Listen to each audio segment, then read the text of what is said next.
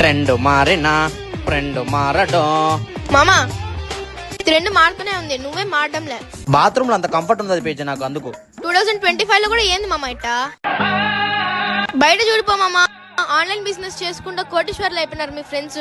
నువ్వేమో ట్రెండ్ మారినా నేను మారను అనుకుంటా కూర్చున్నావు. పెద్దలు చెప్పిందే కదా పేక్షి, చదువుకో, జాబ్ తెచ్చుకో, పెళ్లి చేసుకో, సంతోషంగా ఉండని చెప్పేసి.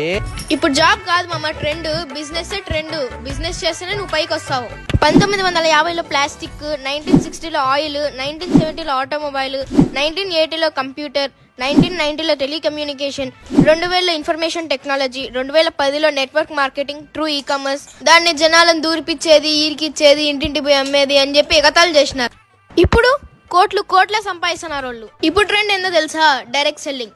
ఈ మాట నేను చెప్పడంలే, పెద్ద పెద్ద బిజినెస్ అనాలిస్ట్, సెలబ్రిటీస్, సీఎంలు, పిఎంలే చెప్తున్నారు. ఫ్రెండ్స్, 1940s మైండ్ సెట్స్ తో ఉండకండి, ప్రస్తుతం ఉన్న ట్రెండ్ లోకి మారండి.